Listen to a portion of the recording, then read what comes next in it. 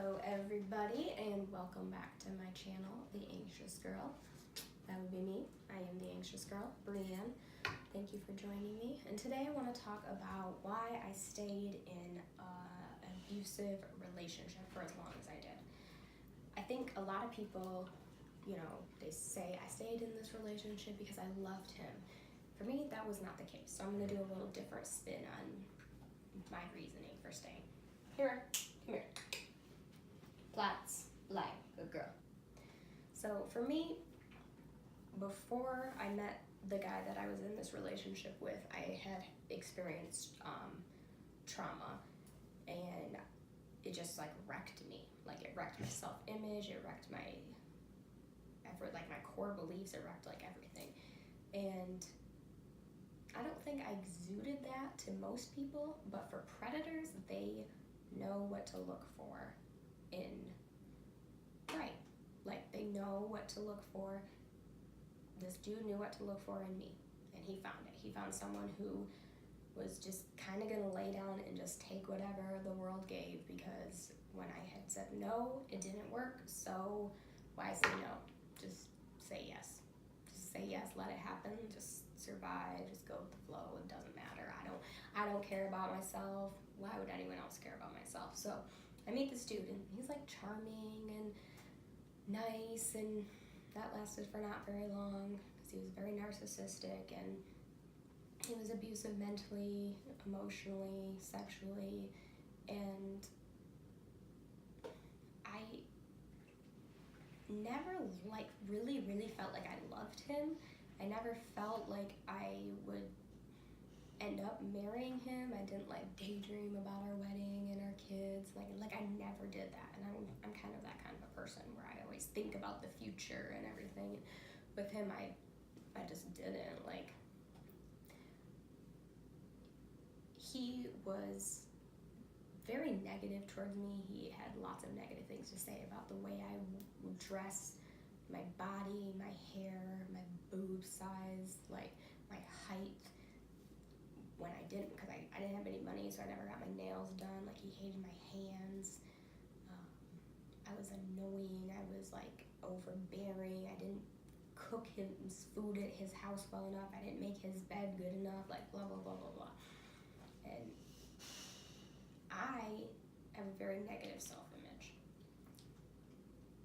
He was great at affirming that. So it was comfortable. We worked well together, I guess, in that sense, because I didn't like myself, and he made sure I didn't like myself either. So, and that's how he keeps control, but it was comfortable. And the way I dealt with my feelings were so negative. I took a lot of pills, I cut, I would throw up, I didn't eat well, I kind of closed myself in, I didn't let anyone in. I didn't let people know what was going on. And for me, that was I was talking to a lady today, this wonderful lady, and I told her, I feel like I'm a really strong person when I'm in the trenches. When I am in the worst case scenario, I feel like if someone kidnapped me and put me in a van and locked me up, I'm be no, you are not gonna win. I am a strong person. You cannot win. I have a face, and this face in front of me is not gonna win.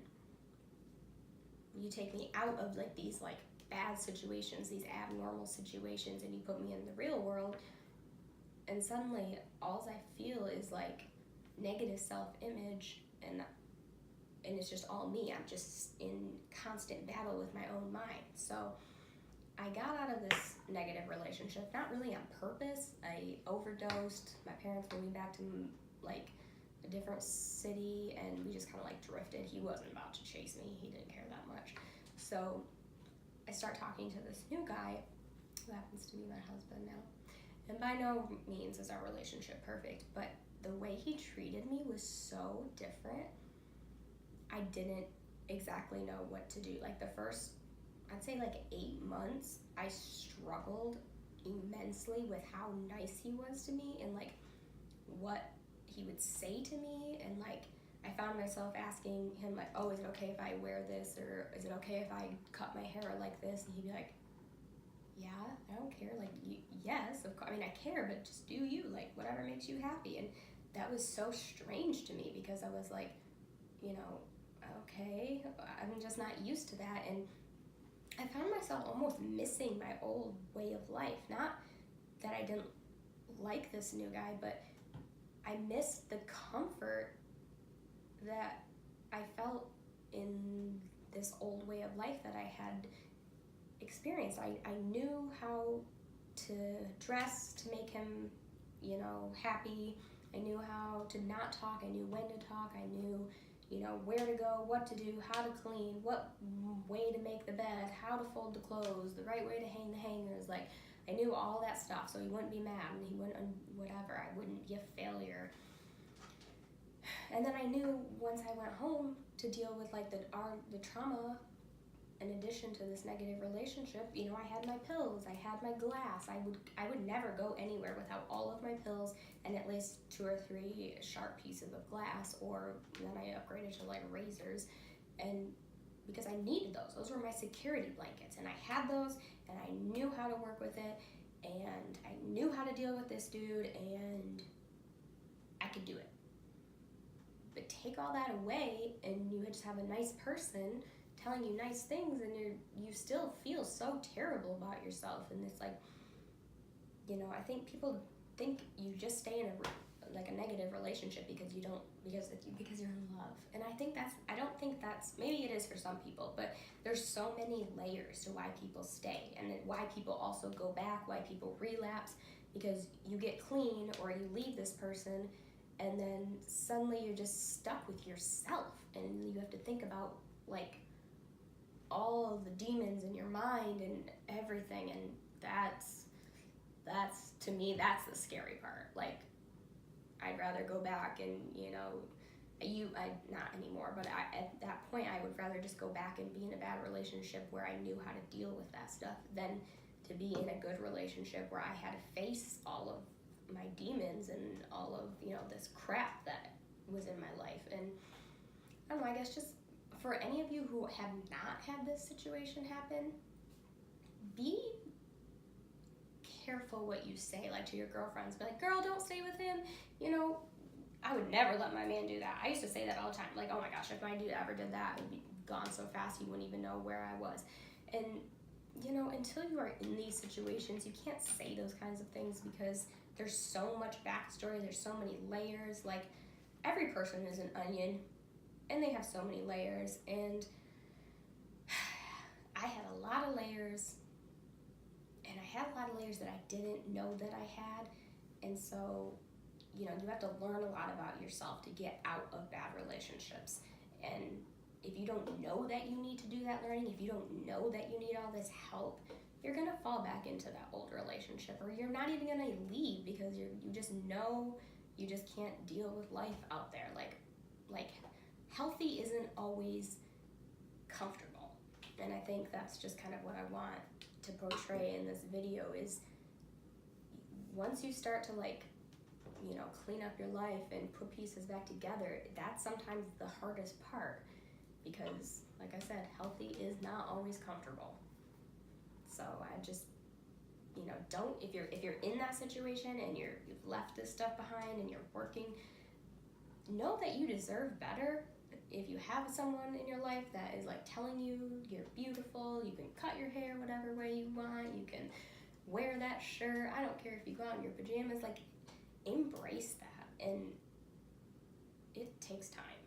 It takes so much time, but just know that you're worth more than settling for a terrible relationship because you have a negative self-image. Don't let a bad person, you know, just keep telling you that you suck because they suck. You don't suck. And you have a bright future and you have so much going for you, even though you don't see it. But we're all stronger than we think we are. I'm stronger than I think I am. I'm not just strong in the trenches. I am strong in real day life. You probably would never guess that if you met me because I'm 5'1". But I'm a strong person and I get stronger every day, and every struggle is another way of me just kind of like being like to all of the people who tried to keep me down, and I'm not going to let people keep me down. And now I'm in a relationship, and like I said, it's not perfect, but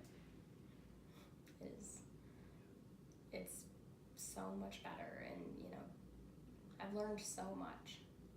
So just don't give up on yourself. And you can hear a step. So, like, don't give up on yourself. Don't think that it's hopeless, because it's not hopeless. It is a journey. It's the leaving, it's the center shit, and then it's coming out on the other side. There's a lot of journey to go through. So I'm just encouraging you to wade through the muck, because on the other side of the muck, it gets better. Let me know if you have any questions, any comments. Did you have any similar situations? Are there other reasons you stayed in bad relationships? I didn't have any kids at this point, so that didn't factor in, thankfully, to this relationship. But yeah, just let me know what you think, and I will see you next time.